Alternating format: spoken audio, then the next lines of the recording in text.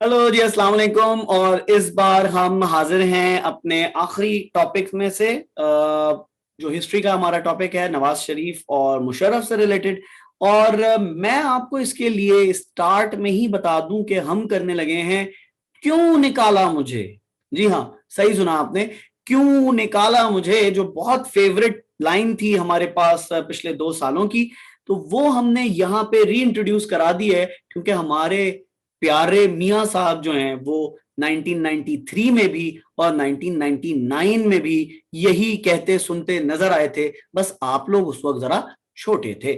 ठीक है, तो क्यों निकाला version 1993 is here. Why Nawaz Sharif fell from office in 1993? 1993 में क्यों कहा उन्होंने क्यों निकाला मुझे।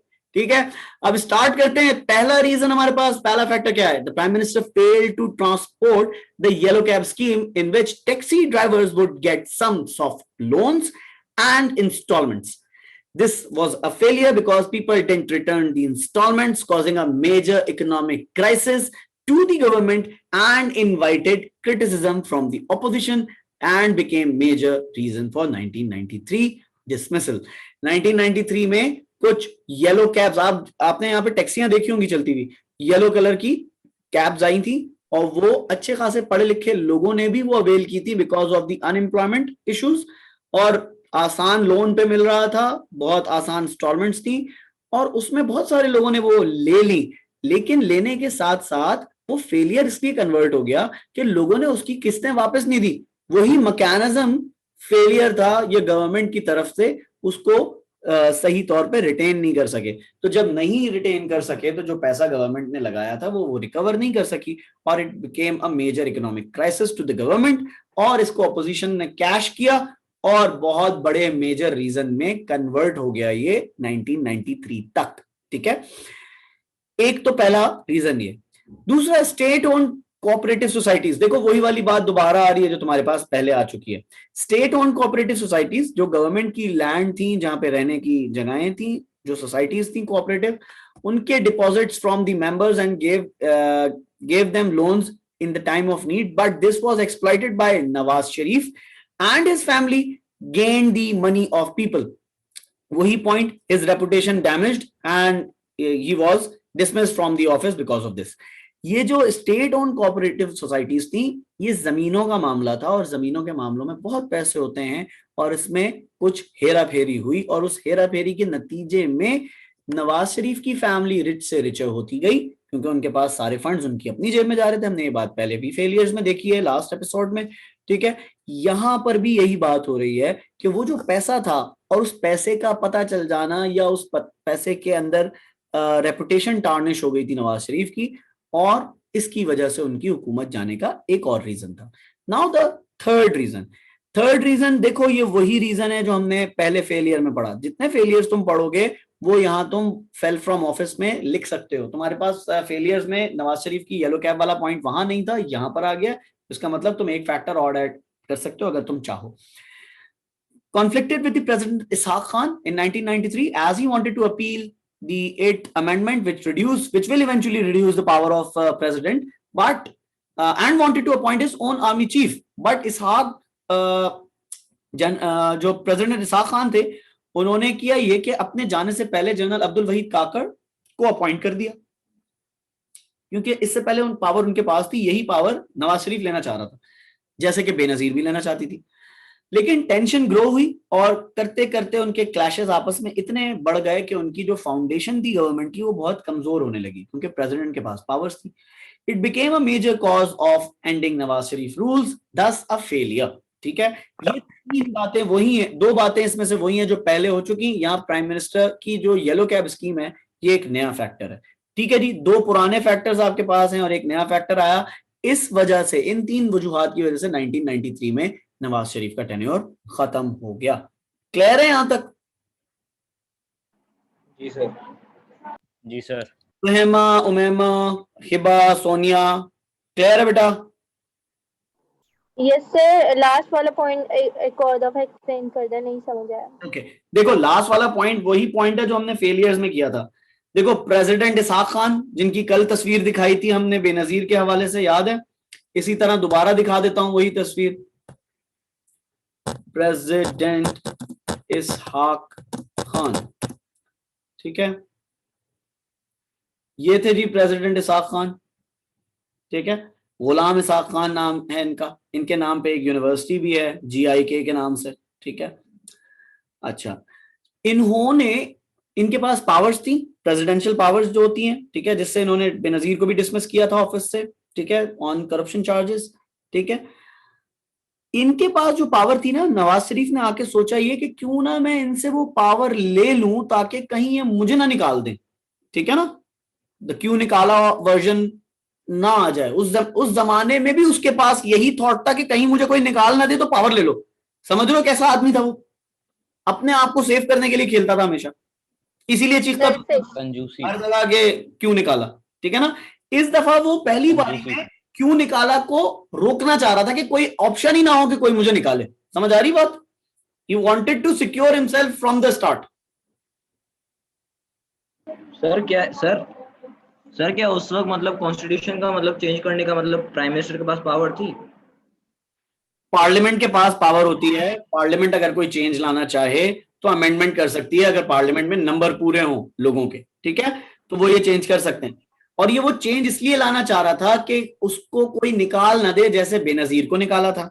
ठीक है, तो वो पावर्स जो गुलाम इसहाक खान के पास से चली जाने वाली थी, वो गुलाम इसहाक खान ने पहले सोच लिया कि इसके बाद कि मैं चला जाऊं और मैं जाने के बाद तो कुछ नहीं कर सकता, तो नवाज शरीफ अपनी मर्जी का बंदा लगाएगा, प्रेसिडेंट भी और आर्मी चीफ भी। तो वो जाने से पहले पहले जनरल अब्दुल वहीद काकड़ को अपनी पावर्स इस्तेमाल करते हुए अपॉइंट करके गया।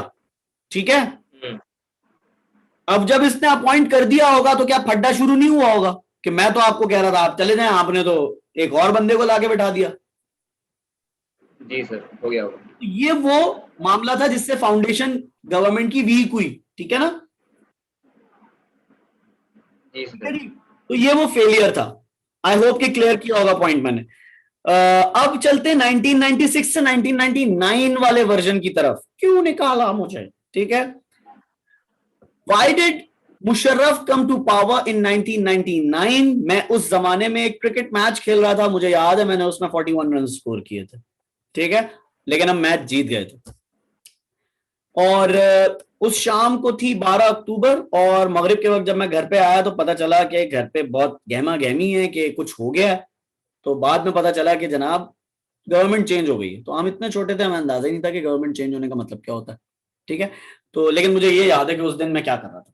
ठीक है, क्योंकि हमारा एक मैच था बहुत इंपॉर्टेंट और हम जीत गए थे। इट वॉज 12 अक्टूबर 1999। ठीक है जी, और मुबारक हो सर। हाँ, और नवाज शरीफ इसी सवाल को देखो पलट के कैसे कर सकते हैं। देखो ऊपर जो सवाल था वो किस तरह था कि नवाज शरीफ पावर से कैसे गया। देखो यहाँ पे भी वही सवाल है, सॉरी सर मुझे एक चीज समझ नहीं आई, जबकि 1993 में पावर से निकल चुका था, कि दोबारा कैसे आया पावर में नवाज शरीफ? बताता हूं। देखो 2 बार ऐसा हुआ कि बेनजीर को पावर मिली। म्यूजिकल चेयर समझते हो? जी जी। म्यूजिकल चेयर चल रही थी, पहले म्यूजिकल चेयर में बेनजीर बैठी। ठीक है, फिर जब दूसरा राउंड हुआ चलने का तो नवाज शरीफ बैठा, फिर तीसरा राउंड हुआ तो फिर बेनजीर बैठी, फिर चौथा राउंड हुआ फिर नवाज शरीफ बैठा। इन दोनों को दोनों बार बारियां मिल गई। ठीक है,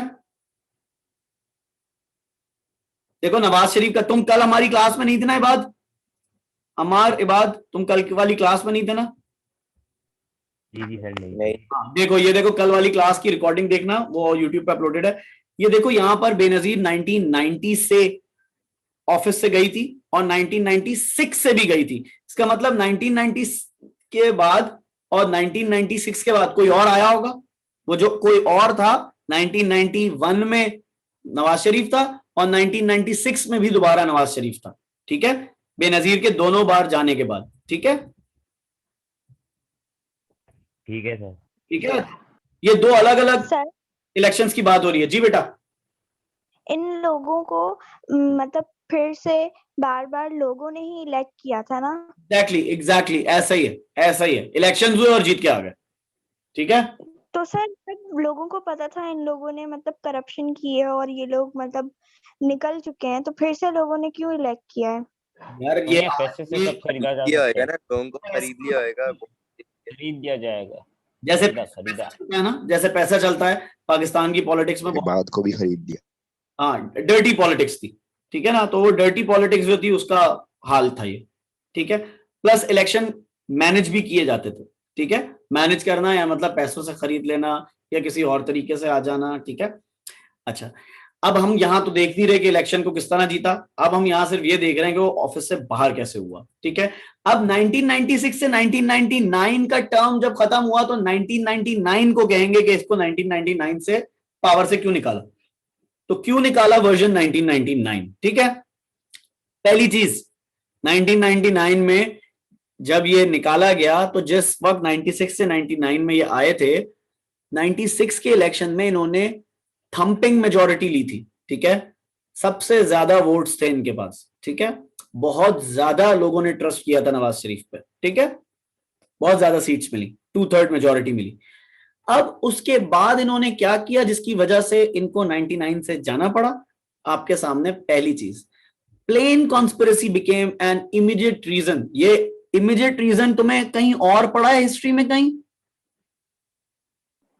जी सर। कहां?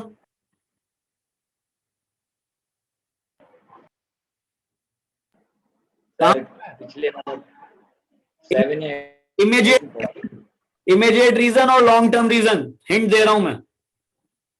Sir fall of cabinet Mughal mission plan. Empire, independence, war for independence, बहुत सारी जगहों पे पढ़ा है sir. Cabinet mission plan.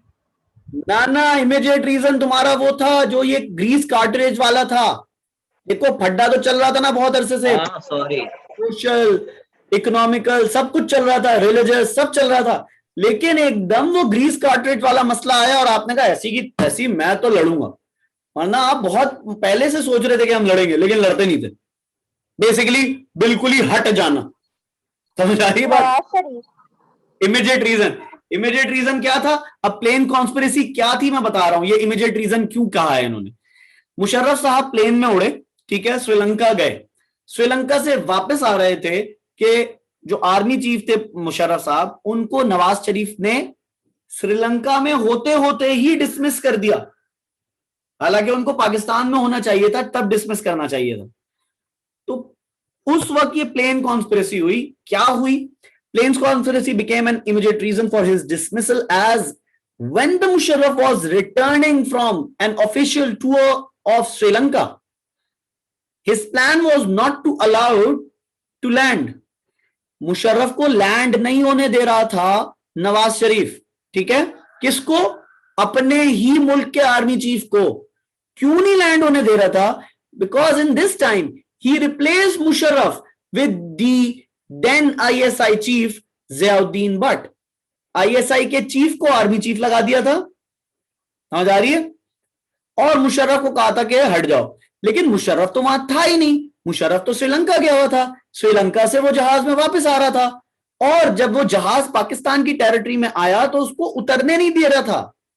Prime minister ने कॉल करके कह दिया कि मुशर्रफ नहीं उतर सकता पाकिस्तान में।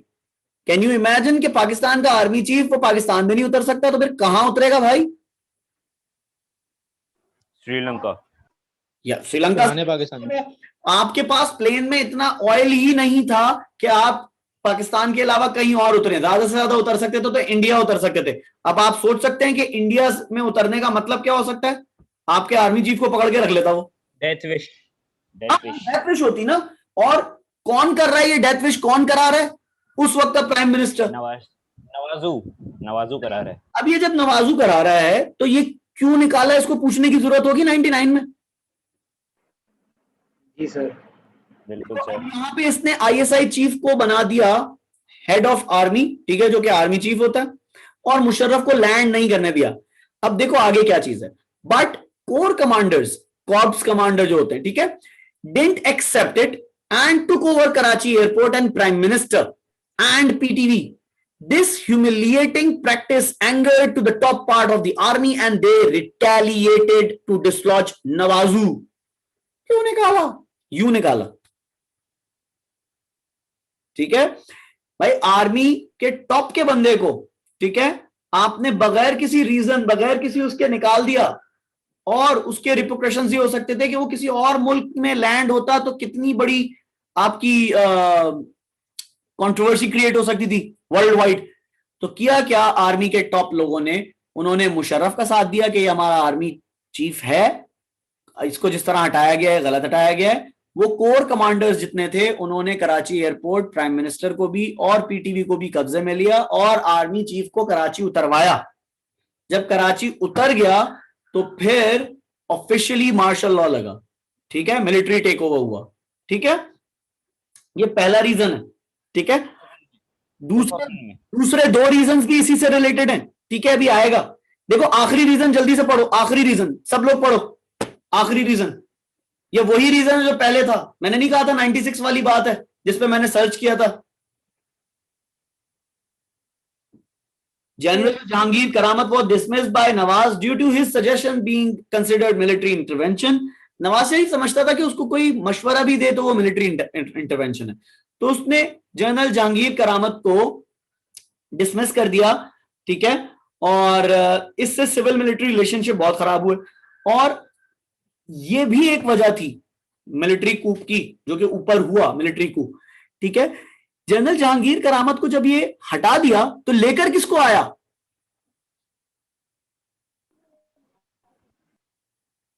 किसका जिक्र है सवाल में? देखो किसका जिक्र है सवाल में, ठीक है। अब तुम सवाल की सीक्वेंसिंग बदलोगे, ठीक है, तुम सवाल की सीक्वेंसिंग अगर बदल लो तो तुम्हें समझ आ जाएगा। जनरल जहांगीर करामत को हटाया, मुशर्रफ को लेकर आया, ठीक है। जहांगीर करामत को हटाया इसलिए कि वो इंटरफेरेंस कर रहा था, उनके हिसाब से मिलिट्री इंटरवेंशन थी, तो उसने कहा मुझे मिलिट्री इंटरवेंशन बर्दाश्त नहीं है, चलो भाई तुम घर जाओ, उसको निकाल बाहर किया। और लेकर किसको आया? मुशर्रफ को। मुशर्रफ को लेकर आया तो दो चीजें हुई, एक तो प्लेन्स कॉन्स्पिरेसी जो आखिरी चीज है जिसको अभी हमने सबसे पहले पढ़ा, एक और चीज है बीच में, वो पढ़ो। Military started covert operation with the help of local fighters and captures the heights of Kargil and Dras region in India.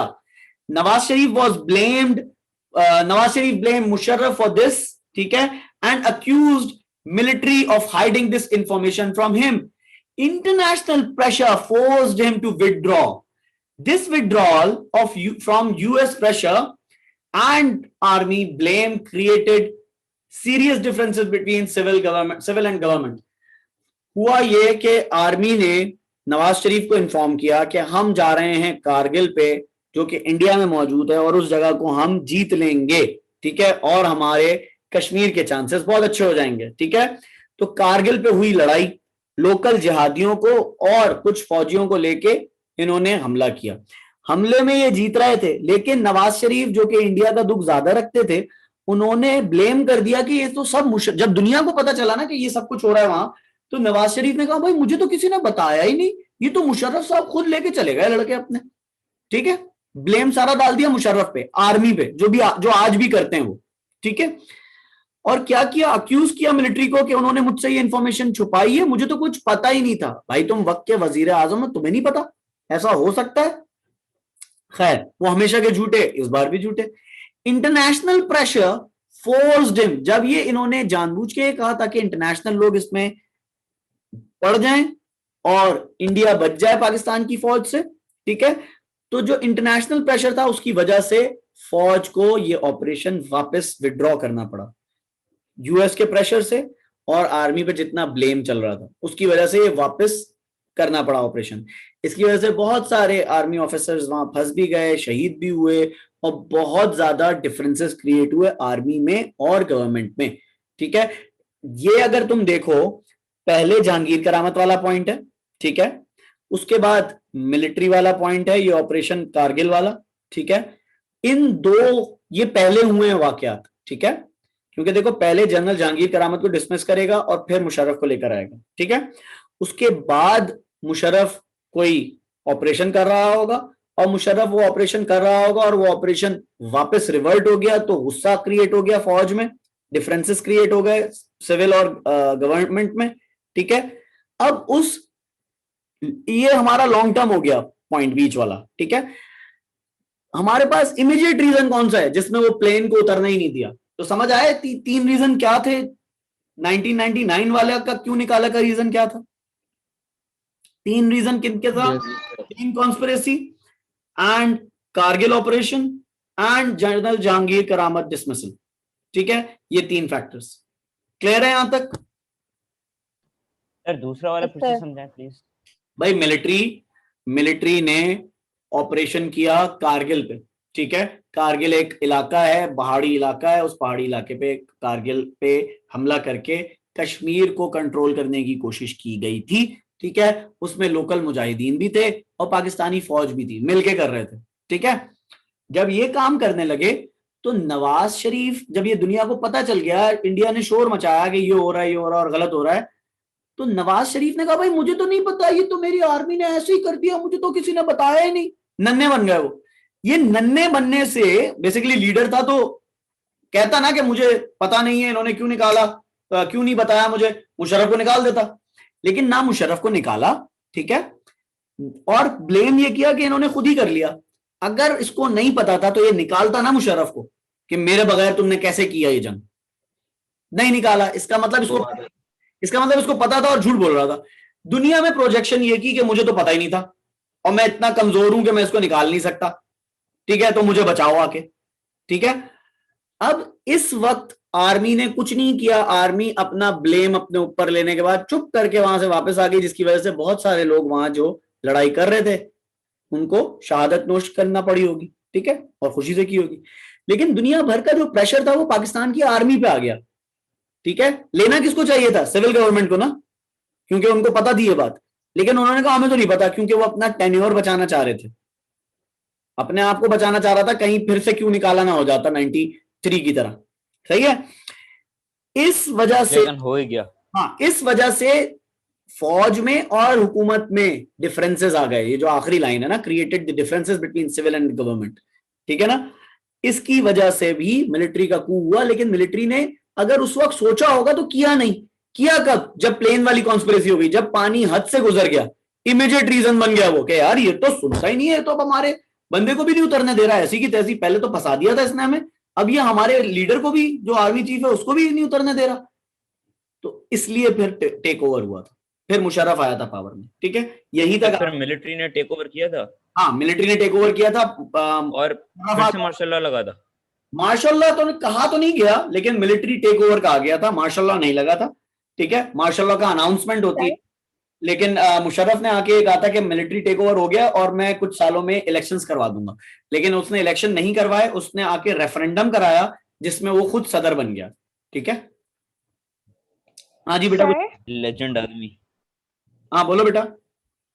Sir बाद में मुशर्रफ को भी तो निकाल दिया गया था ना? हाँ, 10 साल बाद मुशर्रफ, 10-11 साल बाद मुशर्रफ भी चले गए थे। ठीक है, और वो आपकी किताब में 2010 में 2008।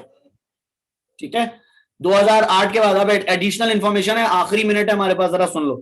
2008 के बाद, ठीक है, ये तुम्हारी पॉलिटिकल नॉलेज के लिए कह रहा हूं, कोर्स से रिलेटेड नहीं है। 2008 में जब मुशर्रफ जा रहा था तो मुशर्रफ की गवर्नमेंट बहुत वीक हो गई थी। ठीक है, और मुशर्रफ को कराने थे इलेक्शंस। बेनजीर वापस आई, नवाज शरीफ वापस आए, इनको दिया गया NRO। इसका नाम आपने इमरान खान से बहुत सुना होगा आजकल कि मैं NRO नहीं दूंगा।